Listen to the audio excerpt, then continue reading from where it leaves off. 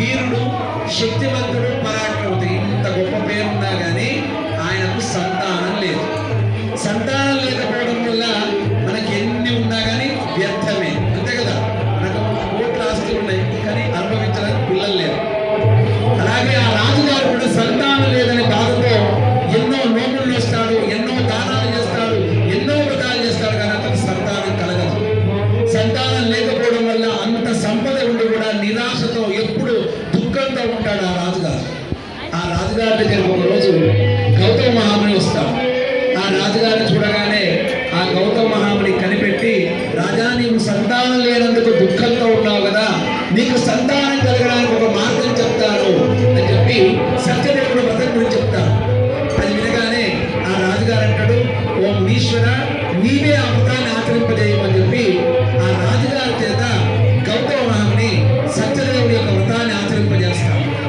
ఆ సత్యదేవుడి యొక్క వ్రత మహత్యం వల్ల అతనికి సంవత్సరం తిరగలోపే సంతానం కలుగుతుంది. ఆ రాజుగారు సంతానం కలగానే ఆయనకు ఆనందానికి అవధులు లేవు, అంత ఆనందంతో ఉంటాడు. ఆ సత్యదేవుడి యొక్క వ్రత మహత్యం వల్ల నాకు సంతానం కలిగింది కాబట్టి ఉండేటువంటి ప్రజలందరికీ కూడా వారి వారి కోరికలన్నీ నెరవేరడం కోసము సామూహికంగా వ్రతం చేస్తా నిశ్చయించుకుంటారు. ఆ రాజుగారు ఇప్పుడు ప్రజలను ఎట్లా చూస్తుంటారు, రాజులందరూ వాళ్ళ కన్న బిడ్డల వల్ల చూసుకుంటుంటే ప్రజల్ని ఓట్లు అడిగేటప్పుడు ఒకటి ఓట్లు ఇచ్చిన రాజు కాబట్టి గ్రామ రాజ్యంలో ఉండే ప్రజలందరినీ రమ్మన్నారు.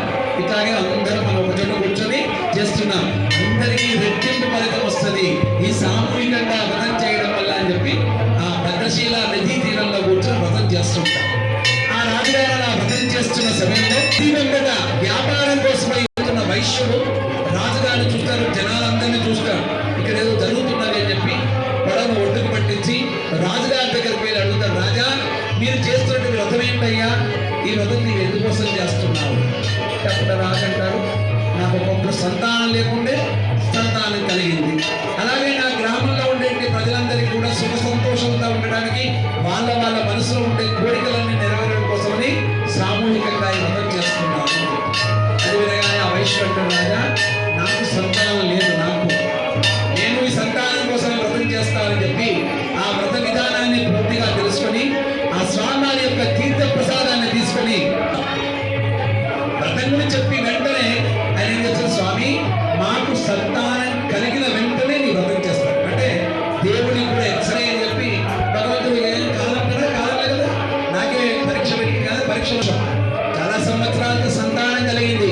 ఎవరు ఒక చక్కటి పుత్రిక కలుగుతుంది, ఆ పుత్రికకు కళావతి నామకరణం చేస్తారు. పౌర్ణమి నాడు చంద్రుడు ఎంత అందంగా ఉంటాడు, సనారాయణ సప్తం గురించి మర్చిపోతారు. సంవత్సరం అయిపోయింది మనకి, మర్చిపోగానే వెంటనే పోయిన సంవత్సరం ఒక 5-6 సంవత్సరం వెంబడే వాళ్ళ ఆవిడ వస్తే ఏమంటే మీరు ఒక వ్రతం చేస్తారని మొక్కినారు, ఆ స్వామివారి మహత్యం వల్లనే మనకు చేయడం లేదు అని అప్పుడే చూసుకుంటారు.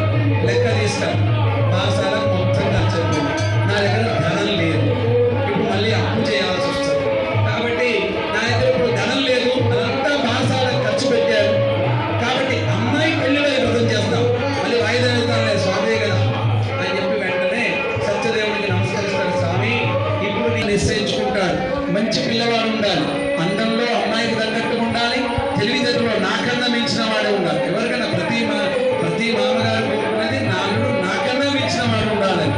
అలాగే ఆ వైశ్యుడు కూడా తెలివితేటల్లో అందంలో తన కూతురు తగ్గట్టుగా ఉన్నాడని ఒక పిల్లవాడిని చూసుకొని మహాఘనంగా వివాహం చేస్తాడు, పెళ్లి ఘనంగా చేస్తాడు. పెళ్లి 16 పండుగ అయిపోతుంది. పెళ్లికే వచ్చిన బంధువులందరూ ఎక్కడ వాళ్ళు అక్కడ వెళ్తారు, కానీ ఆయన వ్రతం చేయరు. ఇప్పుడు భార్య కూడా గుర్తు చేయదు, ఆమె కూడా మర్చిపోయింది, వ్రతం అయిపోతుంది, వ్రతం చేయరు, పెళ్లి అయిపోతుంది, 16 అయిపోతుంది.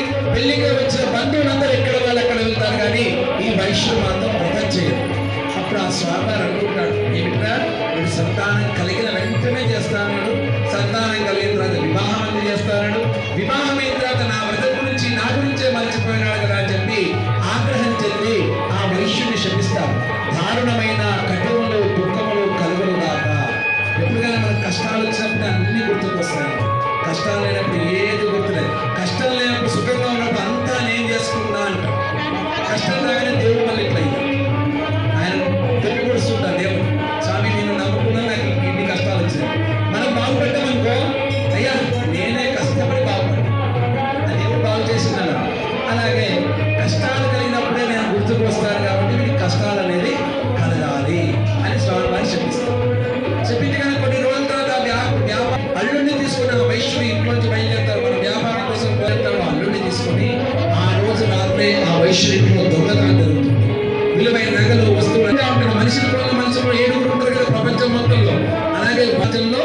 వ్యాపారం చేసుకుంటారు. కానీ దొంగలు వీళ్ళని పోలిన దొంగలు ఇద్దరు ఉంటారు.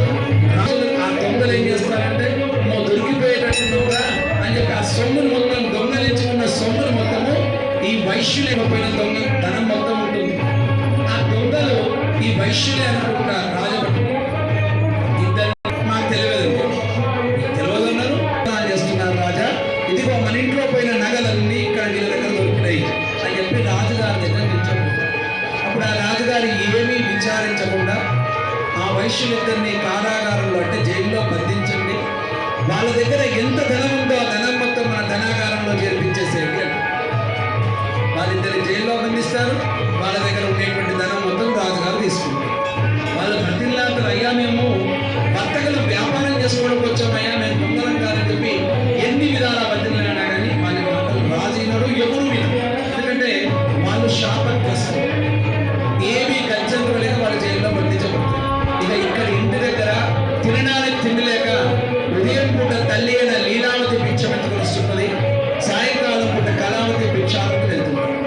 ఒకరోజు సాయంకాలం పూట కళావతి భిక్షాలకై బయలుదేరి ఒకరింట్లో వ్రతం జరుగుతుందో చూచి అక్కడే ఉండి తీర్థము ప్రసాదం తీసుకొని తల్లి దగ్గరకు వస్తామా, నేను ఒక చోట వ్రతం జరుగుతుందో చూసి అక్కడే ఉండి తీర్థ ప్రసాదం తీసుకొని వచ్చారమ్మా అని చెప్పి ఆ తీర్థ ప్రసాదాన్ని తల్లి చేతికి అందిస్తారు. ఆ ప్రసాదాన్ని చూడగానే ఆమె గుర్తుకు వస్తుంది. ఏంటి, మనం గతంలో నీవు పుట్టక ముందు మీ నాన్నగారు ప్రతిజ్ఞ చేసినాడు, మొక్కుకున్నారు, సత్యనారాయణ వ్రతం చేస్తాను స్వామి, నాకు సంతానం కలిగిన వెంటనే చేస్తా అన్నాడు. ఇంతవరకు మనం ఆ వ్రతం ఆచరించలేదు కాబట్టే మనకి ఇన్ని కష్టాలు వచ్చినాయి. రేపే మనం తప్పకుండా ఈ వ్రతం చేస్తాము. వాళ్ళే అడుగుకుంటున్న వాళ్ళకేం చేస్తారో మనకు వస్తుంది కదా. భగవంతుడు ఇలా చెప్పిన కదా, పత్రం పుష్పం పదం చూడగలరు. వాళ్ళ పెరట్లో ఉండేటువంటి 4 తులసి దళాలు తీసుకొచ్చి 4 తులసి దళాలతో స్వామివారిని అర్చన చేశారు. అంతే కదా. సత్యభామంటే ఆమెకి 7 వారాల నగలు ఉంటాయి, చెలికత్తల నగలు ఉంటాయి. కృష్ణుని తులాభారం చేస్తాడు. కృష్ణుడి లాంటి వారి చంద్రకేతు మహారాజు కల్లో కనిపిస్తాడు స్వామివారి వెళ్ళి, ఓ రాజా నీవు ఇద్దరు శివుడు ఈ వైశ్యులిద్దరిని జైల్లో బంధించినావు, ఆ వైశ్యులు దొంగలు కాదు, నా వ్రతం చేస్తానని చెప్పి తప్పినందుకు వాళ్ళకి అలాంటి శిక్ష విధించబడింది.